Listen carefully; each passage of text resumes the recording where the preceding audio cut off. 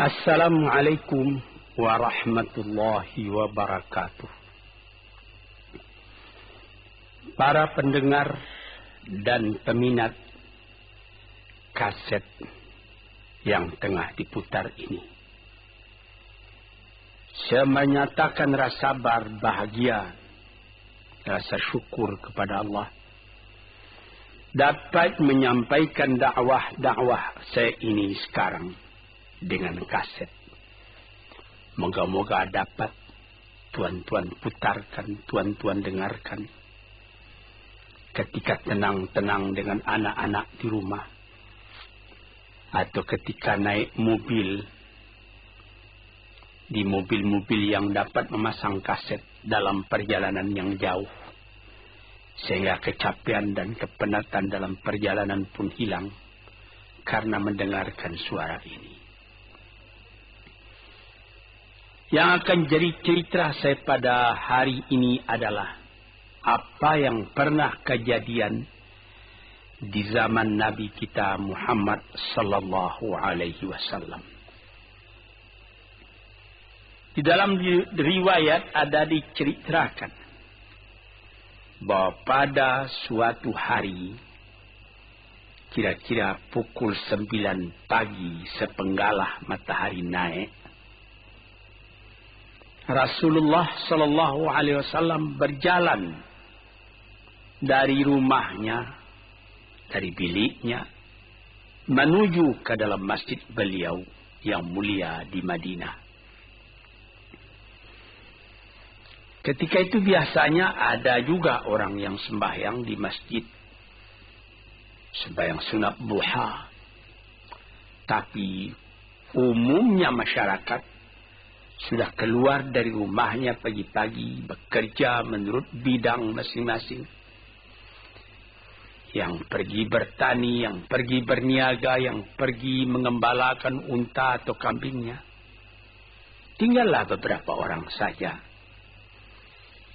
Beliau lihat di sudut masjid ada satu orang pemuda sedang duduk tafakkur termenung. Mukanya kelihatan muram saja, menunjukkan kesedihan yang terpendam di dalam hatinya. Rasulullah mendekat kepada pemuda yang tafakkur itu. Setelah dilihatnya Rasulullah datang, dia pun menengadahkan muka. Rasulullah pun bertanya, "Mengapa di saat begini engkau duduk tafakkur dalam masjid? Dan wajahmu kelihatan ada menampakkan kesedihan atau muram durja. Apakah yang engkau derita sekarang ini?" Jadi pemuda tadi menjawab,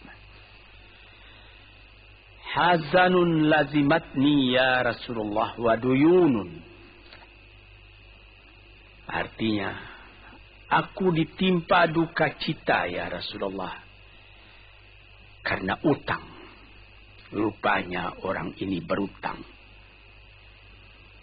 Utang telah lama, janji sudah dekat, persediaan buat membayar belum ada. Itu yang saya menungkan di sini ya Rasulullah. Dengan senyum Rasulullah menjawab, "Sudikah engkau kalau aku ajarkan kepadamu suatu bacaan?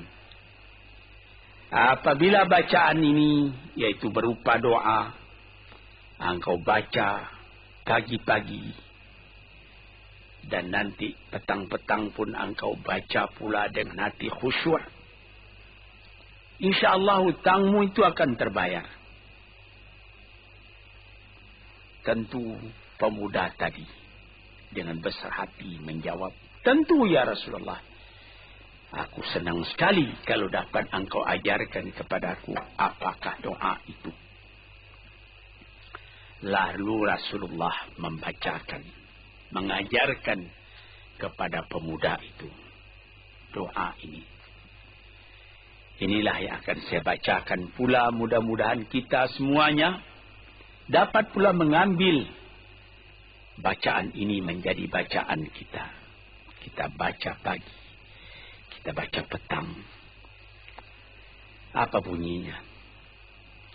Allahumma inni a'udzubika minal hammi wal hazani. Wa a'udzubika minal ajzi wal kasli. Wa a'udzubika minal bukhli wal jubni.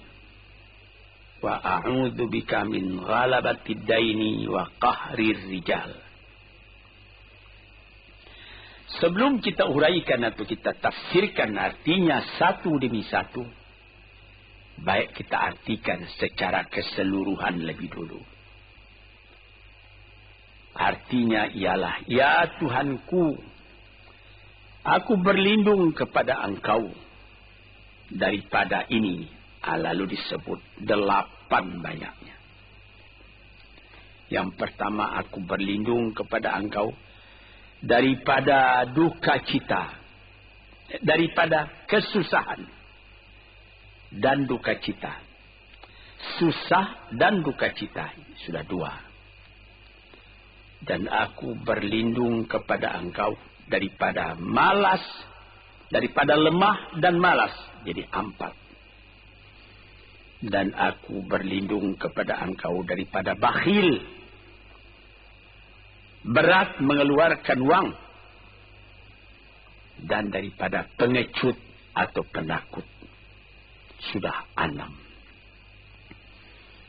Dan aku berlindung kepada Engkau daripada pengaruh berutang, dan daripada kekuasaan orang lain atas diri kita, sehingga kita tidak mempunyai kemerdekaan pribadi lagi. Inilah 8 yang diminta kepada Tuhan. Moga-moga kita jangan diserang oleh penyakit ini. Karena kalau ada ini penyakit yang 8 perkara, itu kita mempunyai pribadi yang lemah. Tidak mempunyai lagi personality yang dapat tegak. Padahal dalam didikan agama kita, tempat kita takut cuma satu, yaitu Allah. Yang lain tidak ada. Yang pertama, susah. Apabila orang telah susah, pikirannya pun sudah tertumbuk. Jalan untuk maju tidak ada lagi. Padahal dalam kehidupan itu, manusia tidak akan berjalan di atas jalan yang datar saja, yang bertaburkan kembang. Kehidupan itu mendaki, menurun, melereng, berenang, melalui ombak dan gelombang. Itu pasti dalam hidup. Apa yang disusahkan? Kusut, tak ada kusut yang tidak selesai. Keruh, tak ada keruh yang tidak jernih.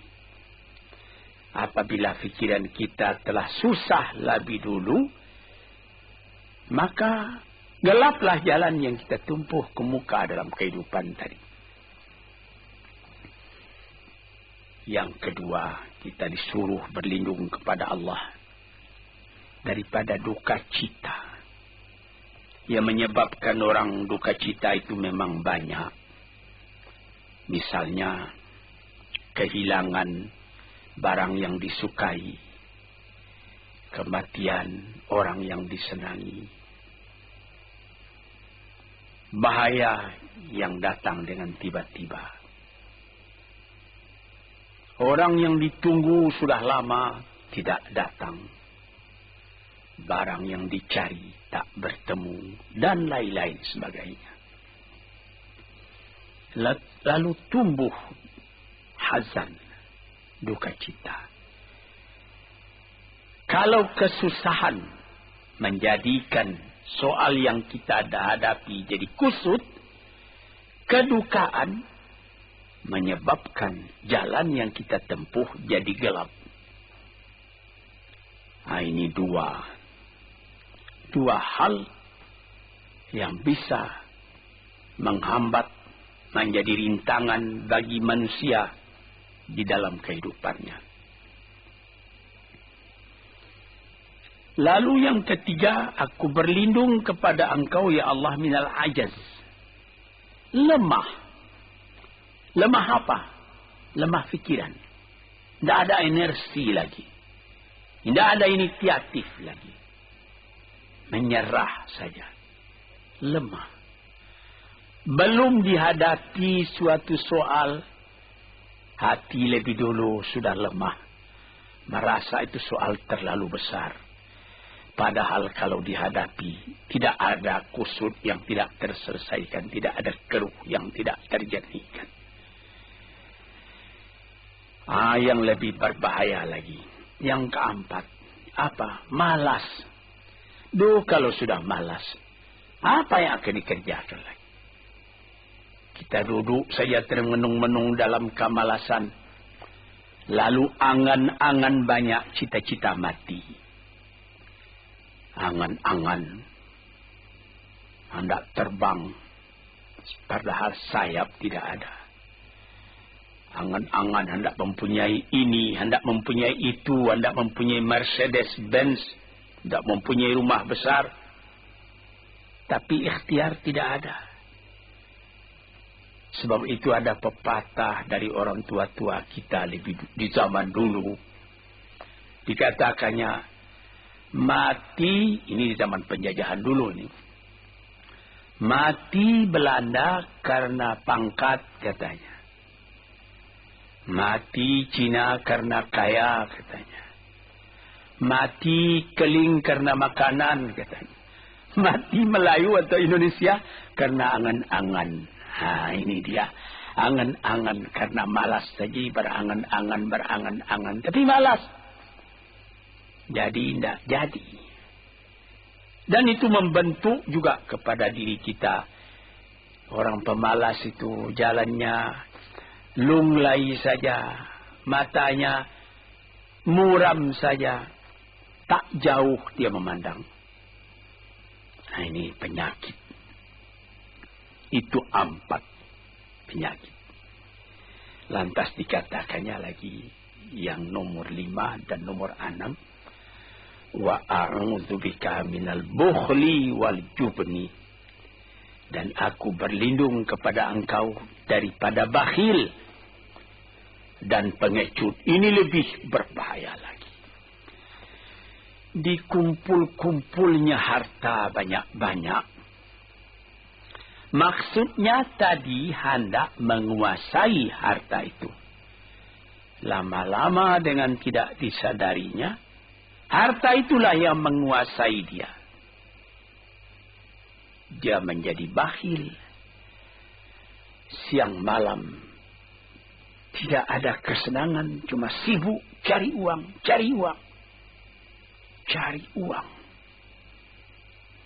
Kemudian simpan banyak-banyak. Gunanya ya cuma mengumpul itu saja.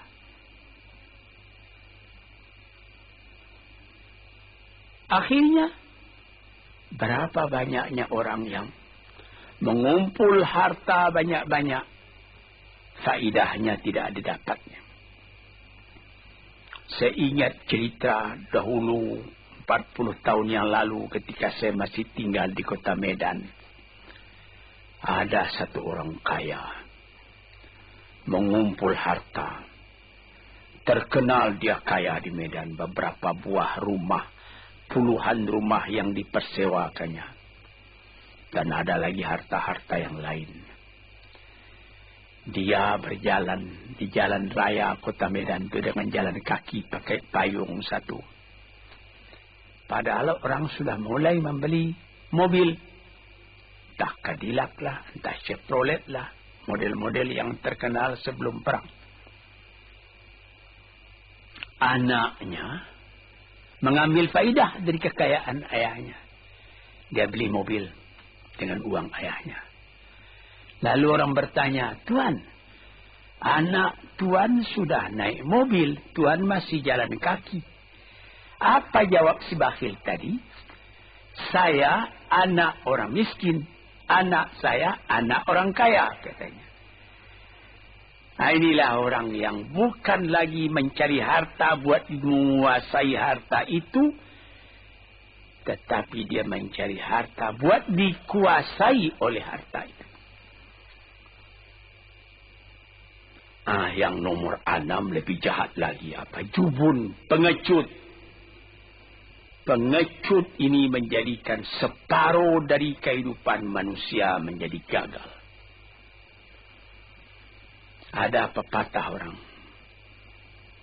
Kalau engkau berniaga atau berusaha, meskipun modalmu tadinya tidak ada, asal engkau berani, itulah modal utama dalam hidup.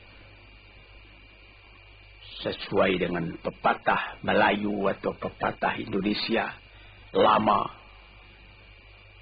dia katakan,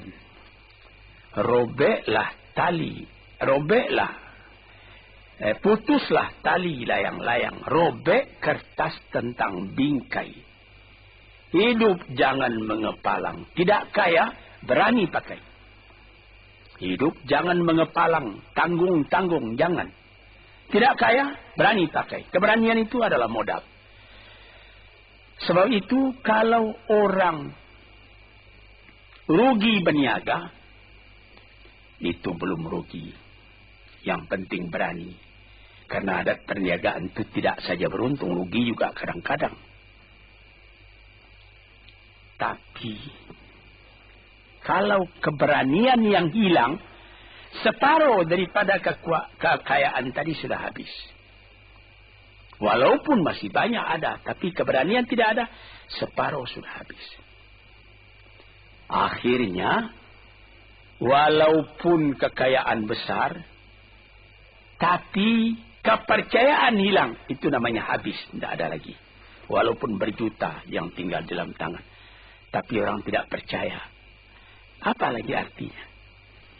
Sebab itu yang pertama sekali modal itu keberanian menghadapi hidup. Ini 6. Yang ke-7 dan 8, wa a'udzu bika min ghalabatid daini wa qahrir rijal, dan aku berlindung kepada Engkau ya Ilahi daripada pengaruh utang. Hutang itu, itulah anak muda yang duduk di sudut masjid tadi, dipengaruhi oleh utang. Sampai Rasulullah sendiri pun mengatakan, iyyakum wad-daina. Jagalah supaya kalau sedapat-dapatnya jangan sampai berutang.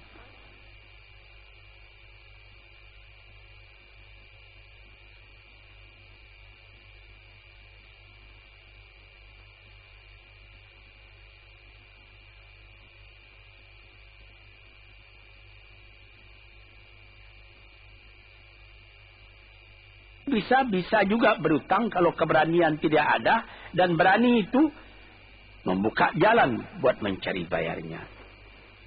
Tetapi kalau pengecut berutang lagi, itu payah buat membayar. Sebab itu Nabi mengatakan, iyyakum wad-daina, saya akan dapat-dapatnya elakkanlah supaya jangan berutang. Fa innahu hammun bil laili wa madallatun fin nahari. Hutang itu susah pada malam hari, mata tidak mau tidur. Dengan apa imbangan hutang tadi, berapa utang, berapa yang akan diterima, sehingga mata tidak mau tidur malam itu memikirkan hutang. Akhirnya madallatun fin nahari, kalau siang hari badan berasa hina, tak berani keluar dari rumah. Kota Jakarta yang begitu besar, bersilang siur, jalan-jalan raya, jalan Tamrin, Diponegoro, Imam Bonjol, Cut Mutia, dan lain-lain nama jalan. Ada orang yang jalan itu bertambah lama, bertambah kecil jumlahnya.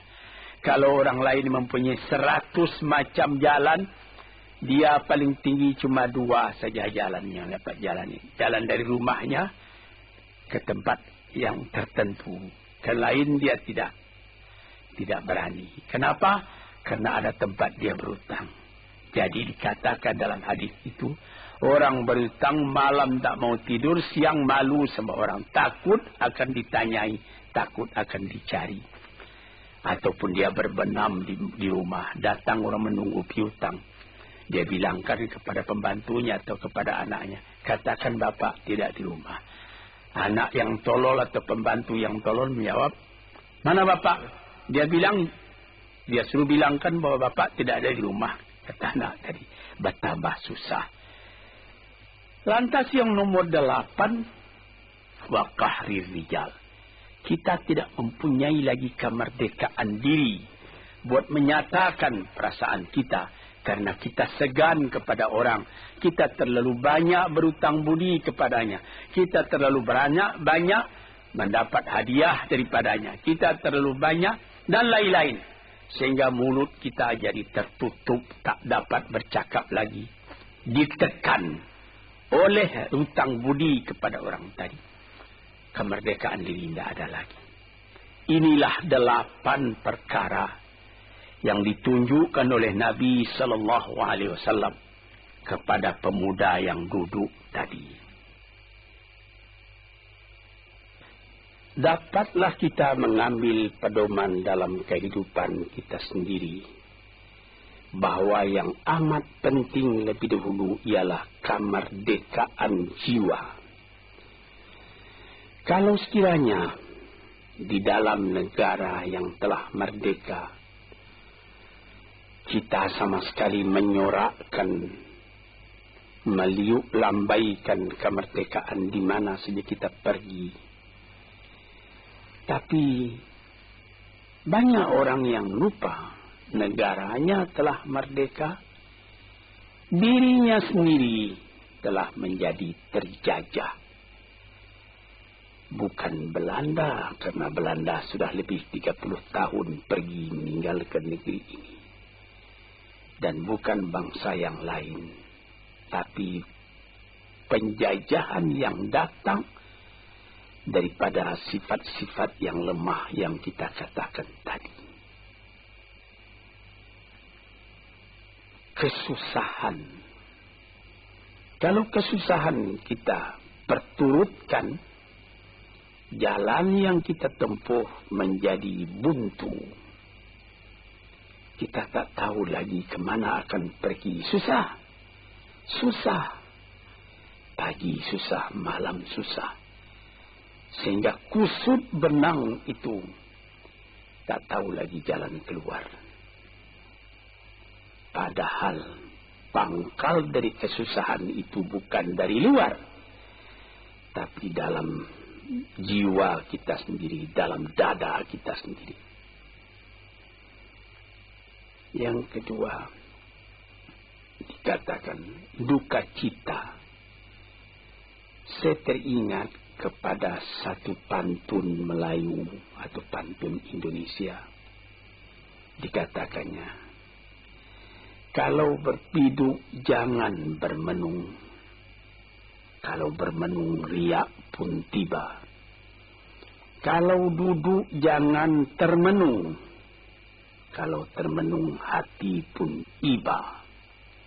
Kalau hati sudah iba, jalan tertumbuk. Sampai ada juga pepatah nenek moyang kita, hati yang marah mendorongkan, hati yang iba menjauhkan. Sebab itu haruslah kita bersedia membesarkan jiwa kita sendiri. Marfu'ar ra's, maufurul kiramah. Kepala terangkat, harga diri dijaga. Itu. Kemudian dikatakan yang kedua, al-ajaz, lemah. Al-kasal, malas. Kelemahan ini juga ada yang karena penyakit. Kenapa lemah saja? Kenapa tiap-tiap pekerjaan yang dihadapi pesimis yang timbul sehingga timbul malas? kalau perlu kita pergi kepada dokter, terutama psikiater. Kita tanyai, di mana segi kelemahan ini? Karena kelemahan jiwa, kemalasan, malas dan lemah itu dari jiwa pangkalnya. Ahli-ahli ilmu kesehatan yang telah mendalam mengetahui hubungan antara rohani dengan jasmani kita, sehingga timbul ilmu yang dinamai psikosomatik atau psikoterapi, menganalisa jiwa dari mana seginya, maka timbul lemah, maka timbul malas. Di sini kita memerlukan kuatnya energi. Sebab apabila manusia mempunyai jiwa yang besar, pekerjaan yang besar pun dipandangnya kecil. Tetapi apabila manusia mempunyai jiwa yang kecil, pekerjaan yang kecil pun dipandangnya besar. Kita misalkan saja kedua orang pemimpin yang kita cintai dan kita hormati. Proklamator kita Bung Karno dan Bung Hatta. Mereka mempunyai jiwa-jiwa yang besar. Sebab itu mereka memproklamirkan kemerdekaan Indonesia. Indonesia yang besar yang terjadi daripada puluhan ribu pulau. Dengan 45 kata perkataan, 45 patah perkataan. Dengan ini kami menyatakan kemerdekaan Indonesia. Tapi kalau beliau misalnya orang yang berjiwa kecil, dia akan bertanya, bagaimana bisa Indonesia merdeka? Kita sudah miskin, melarat, dulu dijajah Belanda, kemudian ditekan Jepang. Kapan? Dia berkaji itu pekerjaan yang detail-detail, yang kecil-kecil, dia anggap itu besar. Ini misalnya. Maka orang-orang yang ajaz, yang lemah, atau yang kasar, yang pengecut, yang pemalas, tidak dapat mengerjakan pekerjaan yang besar-besar. Kemudian yang kelima dan keenam, wa a'udzubika minal bukhli. Aku berlindung kepada engkau daripada bakhil. Menerima mau banyak-banyak, mengeluarkan paling sedikit. Dia anggap, sebagaimana saya katakan tadi, tadinya dia menguasai harta. Akhirnya dengan tidak disadarinya, dia yang dikuasai oleh harta. Akhirnya orang yang begini karyanya cuma mengumpul-ngumpul harta saja. Kumpulkan harta banyak-banyak. Kemudian Tuhan memanggilnya kembali ke akhirat. Mati. Tidak ada harta tadi yang dibawanya. Tinggal menjadi perselisihan di antara anak dan cucu. Di hari-hari yang pertama, anak tadi menangis. Ayahnya telah mati. Tapi di hari yang kedua dan ketiga, dia tidak menangis lagi. Dia berpikir, di mana kunci ditaruh ayah? Di mana simpanan ayah? Berapa peninggalan ayah? Lalu dia berkelahi. Anak tadi.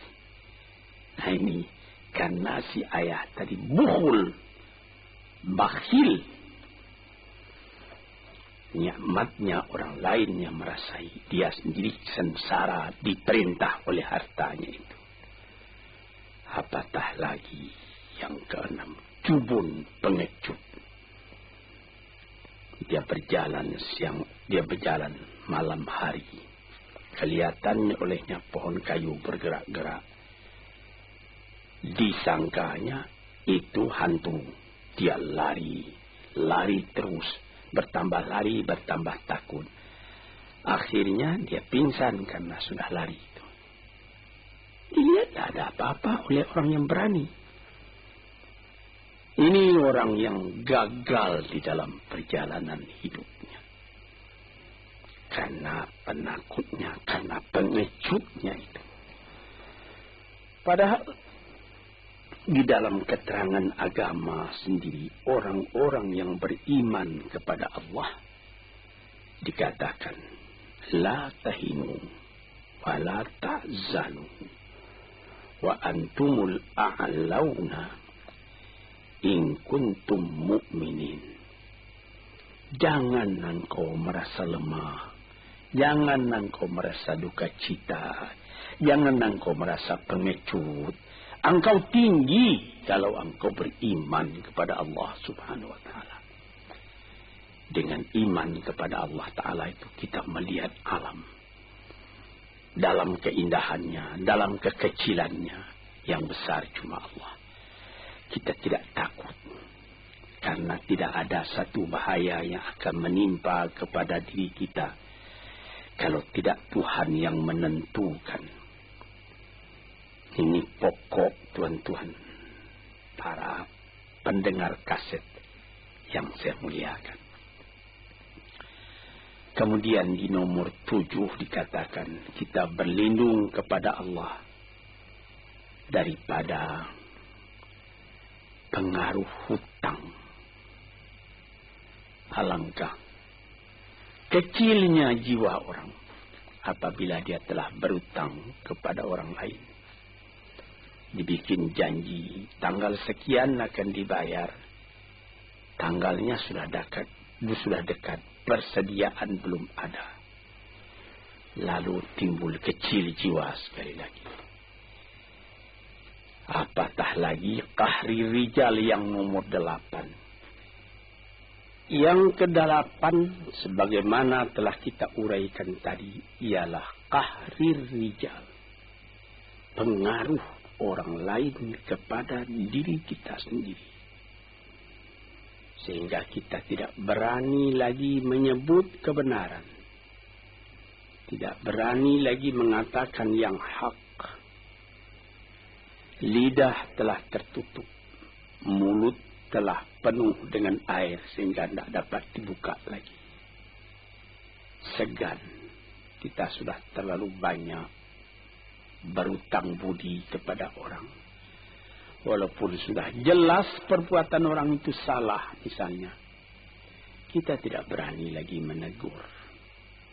Dengan demikian timbullah di dalam masyarakat apa yang disebut dalam bahasa Arab munafik, yaitu lain di mulut, lain di hati. Hati mengatakan perbuatan orang ini salah, tapi mulut mengatakan, bagaimana pikiran saya, bagaimana pendapat Tuhan tentang perbuatan saya ini. Baik Bapak, ini bagus Bapak, itu sudah betul Bapak. Padahal tidak. Ini kecelakaan yang nomor 8. Kita minta kepada Allah supaya kita dilepaskan dari pengaruh-pengaruh orang, pengaruh manusia. Sehingga kita tidak berani lagi menyebut apa yang benar itu. Padahal di dalam hadis dikatakan qulil haqq walau kana murran. Katakan yang benar itu walaupun pahit sekalipun. Ini murah menyebutnya, tetapi kalau jiwa sudah tertekan tidak berani menyebutnya lagi.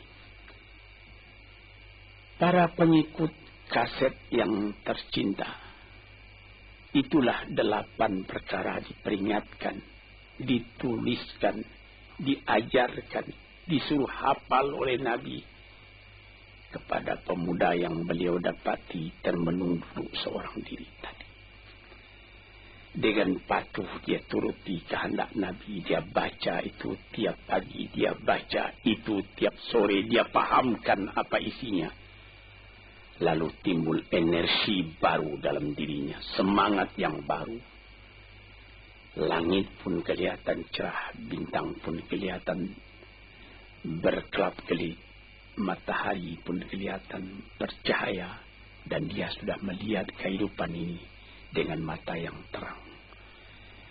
Kemudian dia bertemu dengan Nabi, ya Rasulullah, saya mengucapkan terima kasih.